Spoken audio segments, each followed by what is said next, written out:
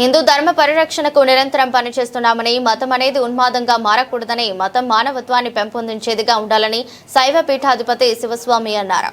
పరమహంస పరివ్రాజకాచార్యుల స్థానంలో ఉన్న చిన్నజీయర్ స్వామి ఆదిశంకరులపై వివాదాస్పద వ్యాఖ్యలు చేయకుండా ఉండాల్సిందని ఆయన అభిప్రాయపడ్డారు.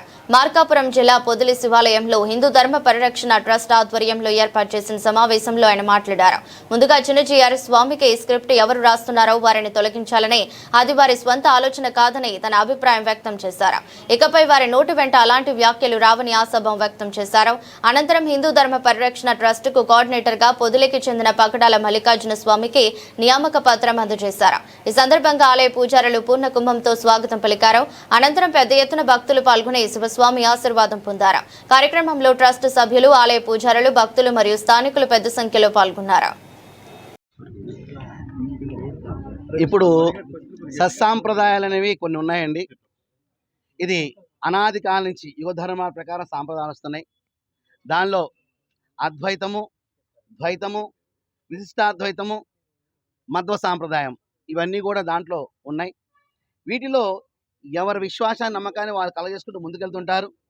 కాకపోతే ఒక ఉన్నతమైన స్థానంలో ఉండి ఒక వ్యవస్థని ఏర్పాటు చేసుకుని ఒక పరమహంస పరివ్రాజకాచార్యులుగా ఉన్న మరి వారు ఇటువంటి వ్యాఖ్యలు చేయకూడదని మేము కోరుకున్నాం. భాగ్యనగర్లో సోమాజిగూడ ప్రెస్ క్లబ్లో మొట్టమొదటి ప్రెస్ మీట్ పెట్టింది నేనే.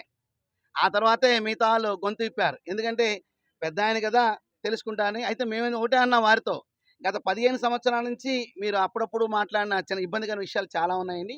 ఇది హిందూ సమాజానికి మంచిది కాదు. అంటే మీకు స్క్రిప్ట్ ఎవరు రాసిస్తున్నారో సరిగ్గా రాసేవట్ల ముందు అది సరి చేసుకోమని అది ఆ మనిషిని తొలగించేయండి. ఇది మీ ఆలోచనని మాత్రం అనుకోవట్లా. వాళ్ళు మిమ్మల్ని రెచ్చగొట్టే వాళ్ళు ఉన్నారో, లేకపోతే మతం అనేది మౌఢ్యంగా మారకూడదని, ఉన్మాదంగా మారకూడదని. అది క్రిస్టియన్ అంటే, ముస్లిం, హిందూ అయితే ఏంటి, ఎప్పుడైనా ఉన్మాదం అవ్వకూడదు సార్. మతం అనేది మానవత్వాన్ని కలగజేయాలి, సామరస్యాన్ని ఇవ్వాలి, చక్కటి సద్భావన వాతావరణం ఇవ్వాలి. కావున ఆ విషయంలో వారితో మాట్లాడతాం. అలాగే స్థానిక పెద్దలు కూడా కలగజేసుకున్నారు. కావున ఇంకా ఎప్పుడు కూడా వారి నుంచి అటువంటి మాటలు రావు, మాకు పూర్తి నమ్మకం ఉంది. వారు ఆ విషయాలను 2-3 విషయాలు తప్పితే వారి ద్వారా అనేక ధార్మిక ధర్మ సేవా కార్యక్రమాలు హిందూ ధర్మంలో అనేకం జరిగినాయి.